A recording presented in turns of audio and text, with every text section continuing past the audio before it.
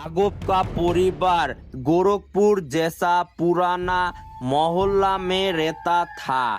राघव की नौकरी अच्छा था, इसलिए उन्होंने पुराना मिट्टी ईंट का घर को गिराकर नया चमकदार आधुनिक घर बनाया।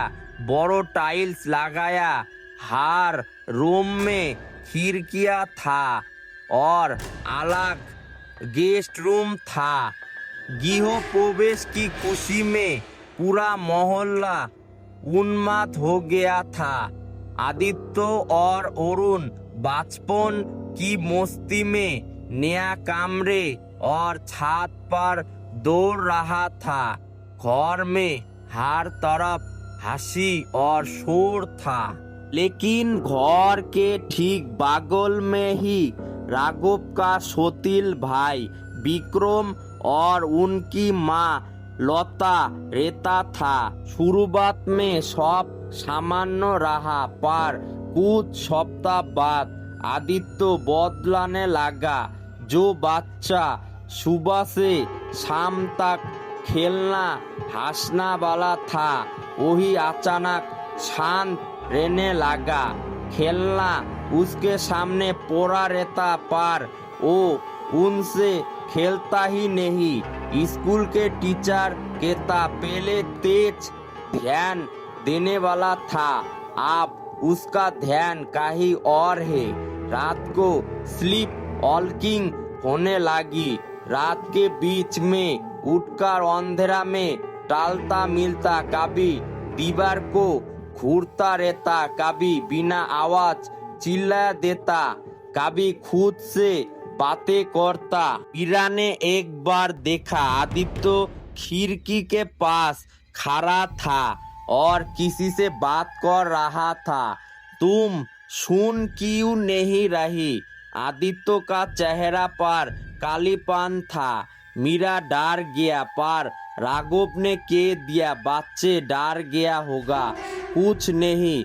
लेकिन दिल का किसी कोने में राघव को भी अजब सी बेचैनी हो रही थी। एक रात अरुण पढ़ रहा था, उसे सीढ़ियों से अजब आवाज सुनाई दी। वो बाहर गया और जो नजारा उसने देखा, उसकी रूह कांप गया।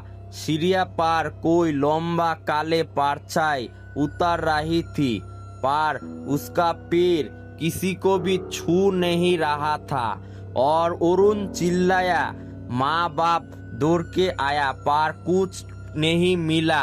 सबने सोचा कि अरुण डर गया होगा, पर तभी घर का किसी और हिस्सा से किसी औरत की आवाज सुनाई दी, और आवाज आ रही थी उसी कमरे से जहां आदित्य सो रहा था।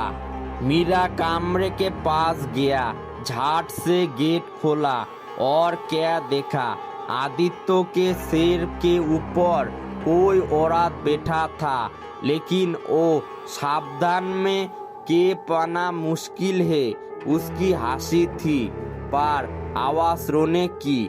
मीरा जैसे ही चिल्लाया, औरत और ज्यादा हंसने लगी।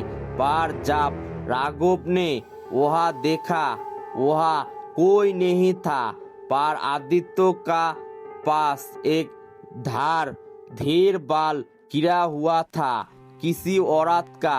ये सब देखकर राघव का दिमाग दबक गया, पर उसने घर का हर कोने कोने की तलाशी भी की, कुछ नहीं मिला। कुछ दिन बाद एक रात आदित्य जोर जोर से चीखा। पूरा परिवार कमरे के सामने एक कालो छाया था और आदित्य बोल रहा था, पर बोलती आवाज कुछ और थी, जैसे कुछ आवाज मिलकर बोल रही हो, वो मुझे लेने आया है, मुझे जाने दो। आदित्य अचानक असामान्य रूप से ताकतवर हो गया। परिवार की लोग उसे रोक ही नहीं पाया। वो छत की तरफ भागा, सब पीछे पीछे, और फिर अचानक आदित्य वहाँ नहीं था। बाद में पता चला कि उसने छत से छलांग लगाया था। पड़ोसी और रिश्ते आया, आदित्य को हॉस्पिटल पहुंचाने गया। उसकी हालत खराब था। ऑपरेशन हुआ। अंदर आली चोट गिरा था। बच्चा तो लिया गया, पर उसे पहले ही कुछ गिरा टूट चुका था। मीरा की माँ ने कहा, पंडित को बुलाओ, ये काला जादू है। पंडित ने घर की जांच की और कहा, कुछ चीजें घर में रखा नहीं जाता, उन्हें कहीं दफन कर दिया जाता है। उसने कहा कि जहाँ आदित्य का बिस्तर था वहाँ की टाइल्स उठाओ। राघव ने मजदूर बुलाकर वही किया और टाइल्स के नीचे एक छोटो कलश मिला। कलश को पंडित के पास लेकर गया। कलश उस तरह का था जिसे कोई रात्रि विधान में रखता। पंडित ने कहा, इसे पास की पीपल का पेड़ के पास गाड़ दो और पूरा घर पर गंगा जल और हवन से शुद्धि करो। हुआ वही। घर पर कुछ शांत नजर आया, पर आदित्य का मस्ती मजाक छुट्टी हो चुका था। उसका व्यवहार सामान्य नहीं रहा। डॉक्टर ने कहा कि उन्होंने बहुत कोशिश की और हाथ से ज्यादा कोशिश करने पर भी आदित्य की सेहत बिगड़ सकता था, इसलिए उन्होंने सीमित उपचार किया। परिणाम, आदित्य मेंटली गंभीर रूप से प्रभावित हो गया। आदित्य के लिए जिंदगी बदल गया। वो अब मासूम बिल्कुल नहीं रहा। धीरे धीरे अरुण बड़ो हुआ, नित्य भी बड़ो हुआ, पर परिवार पर वही छाया रहा। समय ने कोई मोड़ दिखाया, पर वो लोग जिनके ऊपर शौक था, विक्रम और उसकी माँ, उनको भी जिंदगी ने सजा दी। उनकी जिंदगी बिगड़ी। एक के दो बेटे किसी हादसा में मार गया। लता बुरा होकर भी खुद काम करने को मजबूर हो गया। लोग कहते हैं जो काला जादू करता है उनके साथ भी बुरा होता है। क्या ये सब सिर्फ किस्मत है? ए कर्म की अदल बदल। कहानी बताने आली नित्य कहता है, पूरा मोहल्ला को पता था कि किसने ये सब करवाया, पर किसी ने कुछ नहीं कहा।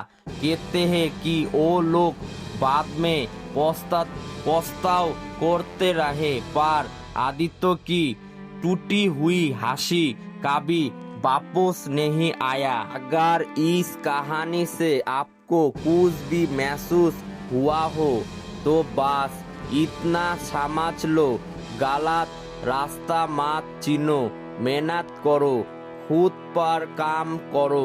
जो लोग किसी की जिंदगी बर्बाद कर देता है, उनकी जिंदगी भी दिन ब दिन बर्बाद हो जाता है।